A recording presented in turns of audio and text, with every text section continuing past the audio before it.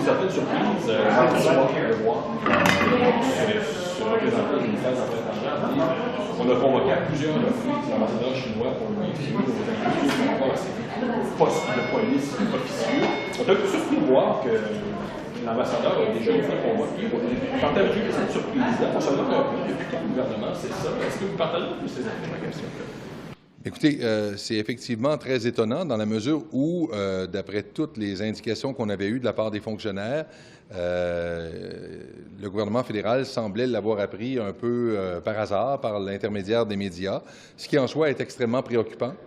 Mais si le gouvernement fédéral le savait auparavant, puis qu'il n'a pas partagé cette information avec le public, c'est d'autant plus préoccupant parce que tant et aussi longtemps qu'il y a des gens de la communauté chinoise qui peuvent être visés par ces soi-disant postes de police, si on n'avertit pas la population, ça se poursuit.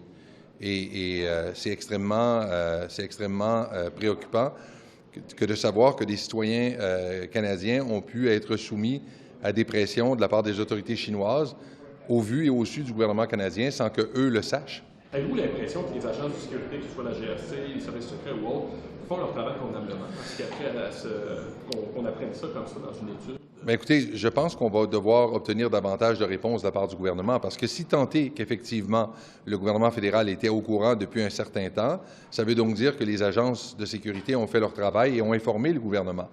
Je pense que celui qui serait à blâmer dans un tel cas serait le gouvernement fédéral de ne pas avoir averti le public de l'existence de ces postes de police et donc les gens qui potentiellement peuvent être visés par les activités de ce poste de police, de ces postes de police, de ces soi-disant postes de police, devrais-je dire.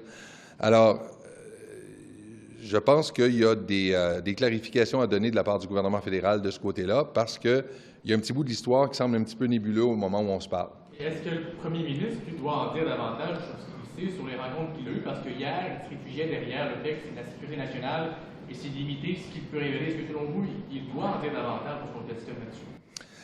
Écoutez, étant moi-même membre du comité des parlementaires sur la sécurité nationale et le renseignement, je sais fort bien qu'il y a un certain nombre d'informations qu'on ne peut pas partager avec le public. Cela dit, dans le cas qui nous intéresse, il est clair que ce qui est en cause, c'est la sécurité d'un certain nombre de citoyens canadiens. Et si le gouvernement canadien était effectivement au courant du fait qu'il y avait ces soi-disant postes de police qui mettaient de la pression sur des citoyens canadiens, je pense que sa responsabilité, c'était effectivement de les en informer. Or, ce qu'on semble comprendre de l'histoire, c'est que la GRC n'aurait déclenché une enquête qu'à la suite des informations révélées dans les médias. Et la GRC s'est justement empressée de rendre public le fait qu'il y avait une enquête, histoire de signaler aux Canadiens, aux Canadiennes que la question était prise au sérieux sur le plan policier, et deux, pour avertir le public qu'il y avait potentiellement des risques pour les citoyens et les citoyennes d'origine chinoise. Si ça s'avère, quelles devraient être les conséquences, peut-être la réplique du gouvernement fédéral envers soit les diplomates chinois qui sont ici, le gouvernement chinois? Qu'est-ce qu'il faut faire pour expulser l'ambassadeur? Est-ce qu'il faut, parce que ça contourne la Convention de Vienne. Alors, qu'est-ce que vous proposez? C'est à la fois, je dirais, un geste extrêmement discourtois de la part du gouvernement chinois et un geste, dis-je, qui, effectivement, contrevient à des dispositions des traités internationaux et, conséquemment, qui ne peut rester impuni. Alors, vous savez, dans le domaine diplomatique, il y a un certain nombre de choses qu'on peut faire, notamment convoquer l'ambassadeur, ce qui, semble-t-il, a été fait par le gouvernement fédéral. Maintenant, quelles devraient être les étapes ultérieures? Je ne voudrais pas avoir l'air d'un fonctionnaire fédéral qui se réfugie derrière le fait qu'il y a une enquête policière, mais chose certaine, c'est qu'il y aura des conclusions de cette enquête policière et inévitablement des gestes devront être posés. Chose certaine, ces soi-disant postes de police doivent nécessairement être fermés. Et ce qu'on en comprend, c'est que ça fonctionne de façon plutôt clandestine parce que quand les médias vont sur les lieux, il ne semble pas y avoir personne, ça semble être des locaux vacants. C'est même, dans un cas, il s'agit même d'un commerce qui dit « ben non, il n'y a pas de poste de police ici ». Alors, c'est extrêmement nébuleux, toute cette affaire, et il faut donc aller au fond des choses. Est-ce que vous pensez qu'il doit y avoir des ressources accrues pour enquêter sur ce genre de choses, sur ce genre d'ingérence? Mais il est clair qu'on va avoir besoin de ressources accrues pour se prémunir contre les ingérences étrangères. C'est un phénomène qui retient notre attention depuis un certain nombre de mois au Comité spécial sur les relations sino-canadiennes, au Comité des affaires étrangères, du côté des agences de sécurité. On a déjà eu des prises de position publiques à ce sujet-là. Donc, c'est une préoccupation majeure. Le premier ministre a annoncé, il y a de cela quelques jours, quelques semaines, la création d'une espèce de comité qui porterait sur l'ingérence russe. On voit bien que ce n'est pas suffisant, là. Il faut élargir l'attention à l'égard de l'ingérence étrangère et la Chine, je pense, doit être au premier chef de notre attention, si je puis dire, par rapport aux tentatives d'ingérence étrangère, d'autant que tout indique que le Canada en a fait l'objet depuis déjà un certain temps. Juste pour revenir, pour terminer, sur la question de conséquences possibles, s'il s'avère que c'était bel et bien des police clandestins, que ça se confirme à l'issue de l'enquête, quel genre d'action vous aimeriez voir? Quel genre de réponse vous aimeriez voir? Bien, on s'attend à une réponse qui soit énergique, qui soit à la hauteur, à la mesure, je dirais, de la gravité des gestes posés, parce que c'est pas anodin là, que d'avoir des postes de police extraterritoriaux dans un pays étranger sans même en avoir informé les autorités du pays hôte. Il y a dans cela quelque chose de totalement inacceptable et ça doit être reçu et le gouvernement fédéral doit le faire savoir très clairement. Maintenant, je ne veux pas ouvrir un autre débat, mais le premier ministre pourrait vous répondre. J'en ai parlé directement au président chinois. Si tant est que c'est bel et bien de ça dont il a été question durant la discussion, parce que le président chinois semble avoir un point de vue différent sur la question, mais est-ce qu'on peut aller plus haut que d'en parler au président chinois? Chose certaine, il y a là une nouvelle tendance sur la scène internationale qui doit nous amener à reviser un certain nombre de mécanismes, histoire d'assurer une meilleure protection sur le plan de la sécurité et sur le plan de la sécurité des citoyens et citoyennes de ce pays. Est-ce que le NPD veut un boycott diplomatique de le G20 en Inde à cause des droits humains pour les minorités? Comment est-ce que réagissez-vous? Bien, j'essaie simplement de comprendre la logique derrière cette prise de position de la part du NPD sans minimiser ou sous-estimer ou nier l'existence de discrimination en Inde. Pourquoi, par exemple, avons-nous accepté que des séances du G20 se tiennent dans des pays comme l'Arabie saoudite, mais que tout à coup, on s'inquiète du fait que ça puisse se tenir dans la démocratie la plus populeuse de la planète? Je pense que le NPD doit clarifier sa position à ce sujet, expliquer pourquoi tout à coup il faudrait boycotter le G20 alors qu'on a allègrement pris part à des séances qui avaient lieu dans des pays, je dirais, encore moins recommandables sur le plan du respect des droits de la personne. Merci beaucoup. Merci. Merci.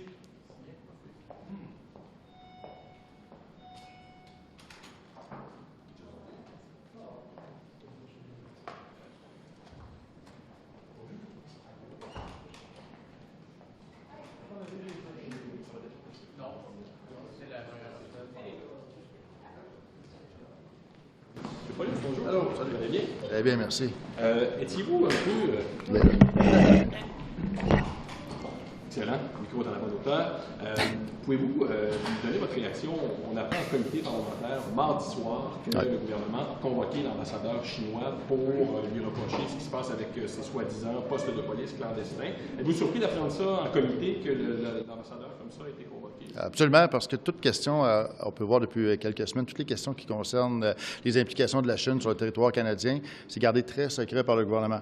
Là, d'apprendre en comité comme ça, un témoin qui vient du département des Affaires étrangères venir nous dire que oui, finalement, on a interpellé l'ambassadeur de Chine, on aurait aimé ça le savoir avant, effectivement. Et comme toute l'histoire d'interférence aussi dans nos élections, on sait que le premier ministre a eu des rapports en 2020, 2021, puis à chaque fois qu'il est questionné dans la Chambre des communes, refuse toujours d'y répondre. Donc, pourquoi ne pouvons pas être informés de ce qui se passe avec les opérations de la Chine au Canada. Il semble qu'il y a une confusion aussi à savoir quand le gouvernement est mis au courant de ces postes de police. Est-ce que c'est par l'étude de cette ONG ou avant? Et là-dessus, Bien, c'est ça, l'ONG Defenders d'Espagne nous ont appris qu'il y avait 13 pays, qu'il y aurait 50 postes de police secrets chinois dans ces différents pays, dont au Canada, 3 ou 4 au Canada, dont un à Markham qui est très bien connu. Pourquoi on doit l'apprendre comme ça par une ONG et que notre propre gouvernement ne nous informe pas ou qu'on n'a aucune information là-dessus? C'est un mystère qui demeure irrésolu et on espère que les libéraux vont répondre à ça. Si ça se confirme à l'issue de l'enquête policière que c'était bel et bien des groupes de police clandestins, etc., quelles devraient être les conséquences pour peut-être l'ambassadeur chinois ici, pour le gouvernement chinois? Qu'est-ce que vous proposez concrètement? Quelle devrait être la réponse à ça? On a un problème diplomatique évident au Canada avec la relation avec l'ambassadeur de Chine. C'est sûr qu'on n'est pas aux premières frasques. On a vu ce qui s'est passé cette semaine à l'Université d'Ottawa, également dans le temps qu'on parlait des Ouïghours, les réactions de l'ambassadeur chinois. Je crois que ça prend vraiment au niveau du Canada, en ce qui concerne la présence, l'ambassadeur lui-même, les opérations que le régime communiste chinois fait sur le territoire canadien, ça prend une direction claire de la part de Justin Trudeau. On doit vraiment savoir où on s'en va avec tout ça parce qu'il y a trop d'éléments un peu partout, comme les postes de police, les interférences des universités. On doit avoir un avis clair du gouvernement et d'avoir une position, un message clair aussi à la Chine pour leur demander d'arrêter ce type d'opération-là chez nous. Un boycott diplomatique, par exemple? Bien, écoutez, c'est comme vous savez comment ça fonctionne, mais ce qui est important, c'est qu'à la base, le premier ministre du Canada se doit de défendre les institutions démocratiques, se doit de défendre le territoire canadien, et c'est à lui de se prononcer clairement sur la situation. À partir du moment qu'il y a des rapports qui existent, il y a des rapports qui déterminent clairement qu'il y a des manœuvres qui se passent sur notre territoire, le premier ministre Trudeau doit adresser la parole aux Canadiens et dire clairement ce qu'il doit faire et le dire à la Chine également. Ms. Goodrich, any thoughts in English on the situation of the Chinese ambassador? Well, I think my colleague made it very clear. This is a space where we really need to see more clarity and transparency from the federal government and leadership from the Prime Minister. It's quite simple.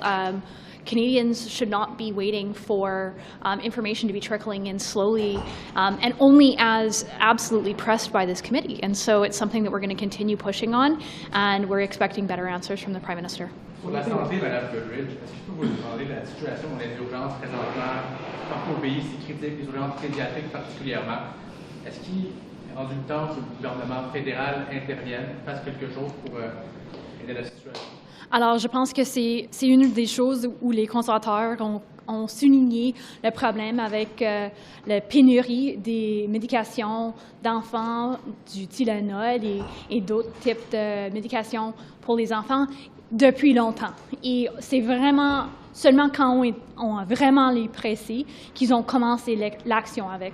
Alors, on va continuer à vraiment presser le gouvernement fédéral pour s'assurer que les enfants ne remplissent pas les salles d'urgence comme on voit tout au travers le pays. Et c'est vraiment quelque chose où le gouvernement devrait faire l'action et ils ne prennent pas l'action.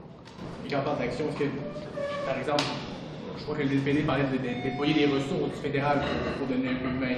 Les transferts en santé, ça bloque. Est-ce que ce serait le temps d'accélérer tout ça? C'est quelque chose que le gouvernement fédéral peut faire pour aider la situation dans l'urgence médicale? Je pense qu'il y a beaucoup de choses que le gouvernement fédéral devrait faire. Et la dernière rencontre avec les ministres de la Santé, c'était pas vraiment avec du respect pour les provinces et la juridiction provinciale. Can I just ask you on the summoning the ambassador, on the act itself, do you think that's the right thing to do? Is it overdue? What do you think about the government doing that? Sorry, can you repeat? On summoning the Chinese ambassador, do you think that's a good thing? Is that the right thing? Is it overdue? What do you... You know, it's one of those things that the committee found out about it after the fact, and when you consider the absolute importance of this entire issue and file, we should be seeing more leadership from the Prime Minister on this issue, and it should not be coming out slowly and surely through the media and after the fact. This is something where Canadians deserve to have more transparency from their government, period. Thank you. Is it enough? Is Oui. it enough or should more be done? Sorry, we do have to get it. Merci.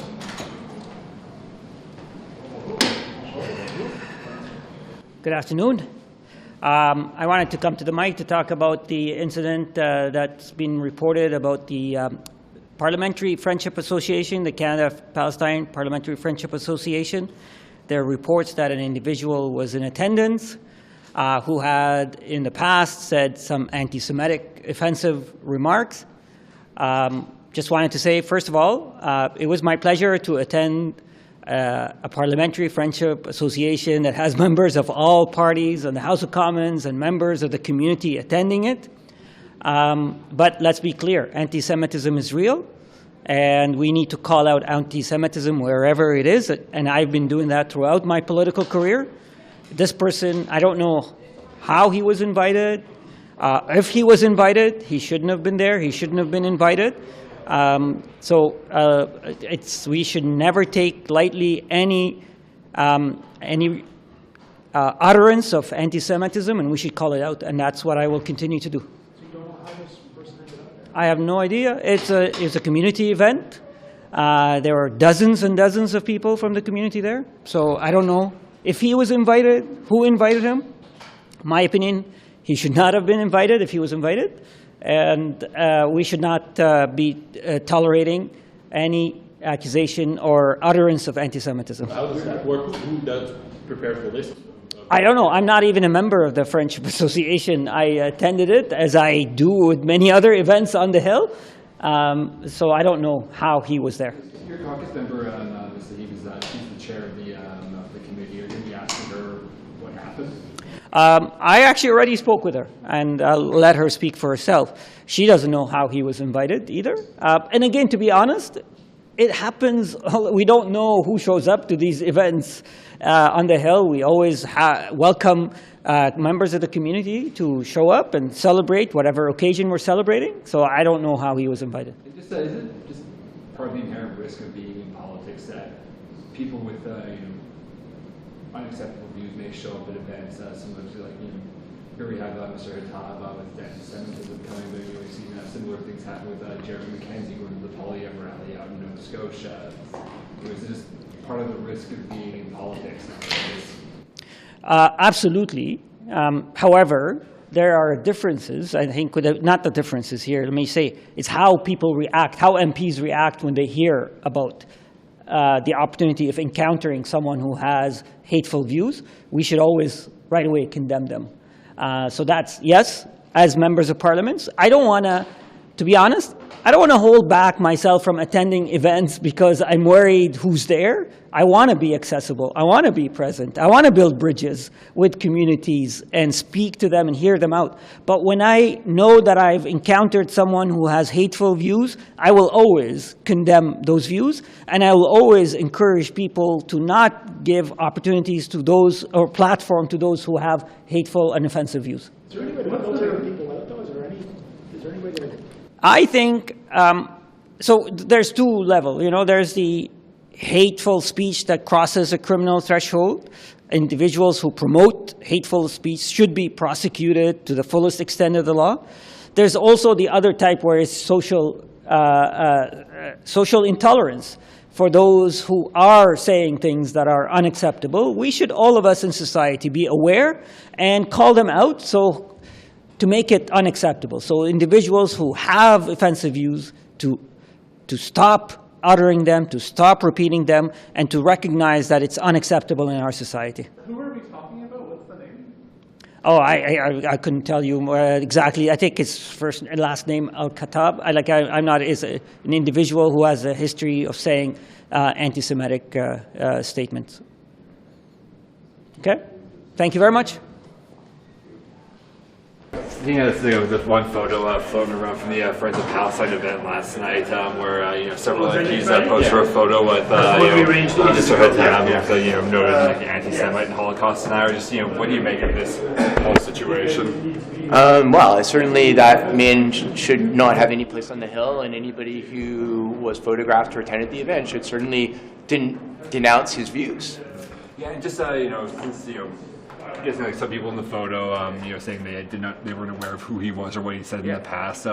For open events like this, is this like a bit of an inherent risk of being in public office where you're hosting events, you want to be able to meet people, but at the same time we can see people like Mr. Hatab, or even similar to like what happened with Jeremy McKenzie and Pierre Poilievre showing up at events like this. Exactly. I think that's true. I mean, I think that you can't know everybody that's going to be at every event you go to.